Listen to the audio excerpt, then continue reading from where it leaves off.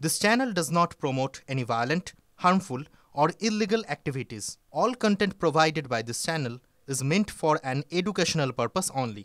এই মুহূর্তে আরো একটা ব্রেকিং নিউজ। রাহুলের বিরুদ্ধে নির্বাচন কমিশনে নালিশ বিজেপির অভিযোগ রাহুল গান্ধী দেশের নির্বাচন ব্যবস্থাকেই প্রশ্নের মুখে ফেলেছেন। রাহুলের বিরুদ্ধে কমিশনকে কড়া ব্যবস্থা নেওয়ার দাবি বিজেপির।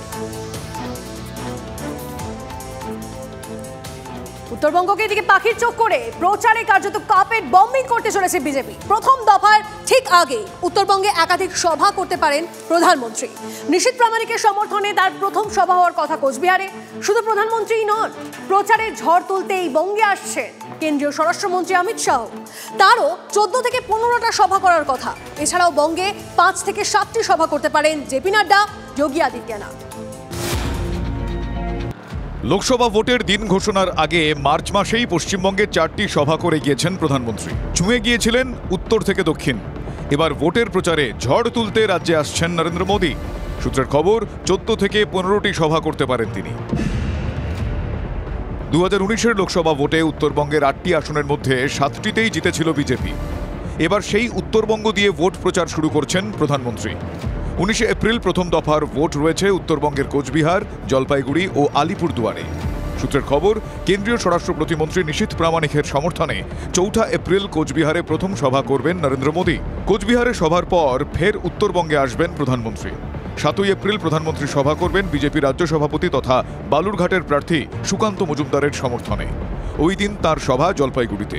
উত্তরবঙ্গেই প্রধানমন্ত্রী 5 থেকে 6টি সভা করতে পারেন বলে শোনা যাচ্ছে। তবে শুধু প্রধানমন্ত্রী একা নন, বঙ্গে আসবেন কেন্দ্রীয় স্বরাষ্ট্রমন্ত্রীও। তিনিও রাজ্যে প্রায় 14 থেকে 15টি সভা করতে পারেন। কলকাতার শহীদ মিনারে বিজেপির একটি সভা হতে পারে বলে সূত্রের খবর।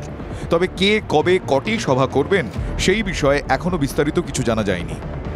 সিএ প্যাকিং হচ্ছে, এনআরসি প্যাকিং হচ্ছে, রাম মন্দির প্যাকিং হচ্ছে, বাক্স প্যাকটা নিয়ে আসবে এখানটায়।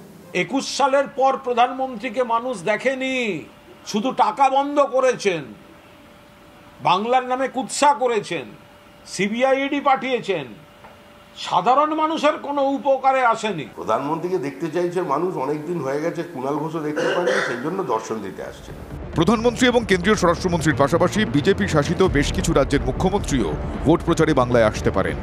উত্তরপ্রদেশের মুখ্যমন্ত্রী যোগী আদিত্যনাথ বাংলায় 5 থেকে 7টি সভা করতে পারেন বলে জানা গিয়েছে। অসমের মুখ্যমন্ত্রী হিমন্ত বিশ্ব শর্মারও আসার কথা। এছাড়াও বিজেপির তারকা প্রচারকের তালিকায় থাকা রাজনাথ সিং, স্মৃতি ইরানি, মানিক সাহারা দলীয় প্রার্থীদের সমর্থনে সভা, রোড শো করবেন বলে বিজেপি সূত্রে খবর। প্রদীপ্ত কান্তি ঘোষের রিপোর্ট, TV9 বাংলা। হ্যাঁ, এক ফুয়ের কত জোর! বিষ্ণুপুরের তৃণমূল প্রার্থী বলছেন ফু দিয়ে বিজেপিকে ওড়াবে। এদিকে চুপ করে থাকার পাত্র নন বিজেপি প্রার্থীও। কি জবাব সৌমিত্র খায়ের, শুনুন। আমি এই ফুটা দিয়ে দেখাতে চাই যে এবারে বিষ্ণুপুর লোকসভা থেকে বিজেপিকে আমি এরকম ফু দিয়েই ওড়াবো। আপনাদের সত্যি ফুয়ের এত জোর যে কোটি কোটি টাকা বিদেশে পাচার হয়ে যাচ্ছে। মমতা বন্দ্যোপাধ্যায়ের বক্তব্যের এতটা জোর যে সত্যি ফু দিয়ে কয়েকশো কোটি টাকা, কয়েক হাজার কোটি টাকা ভাইপো বিদেশে পাচার করে দিয়েছে। সত্যি আপনাদের ফুয়ের জোর আছে, আমাদের এতটা জোর নেই। উনি কোন ফুটা দিয়ে বলতে পারেন 5 বছর আগে খেতে পেতেন না, এত অগাধ 2 নম্বরই সম্পত্তি করলেন? আমি এটা সব জায়গায় জানতে চাই।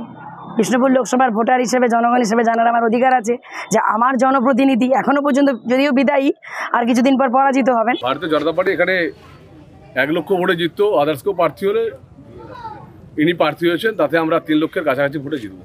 ও আমি না ওনার প্রতি ভীষণ সমব্যথী, জানেন কেন বলুন তো?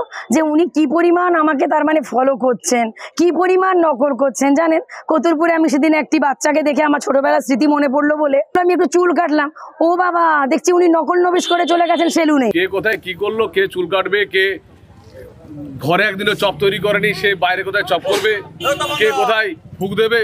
আমার কাজ হলো যে নরমাল থাকার চেষ্টা করুন, মানুষ যদি চায় আপনাকে ভোট দেবে, অভিনয় তো দেখানোর দরকার নেই। উনি যে মানসিক হতাশাগ্রস্ত, বিকারগ্রস্ত হয়ে গেছেন এবং উনি যে সুজাতা নামক আতঙ্কে ভুগছেন,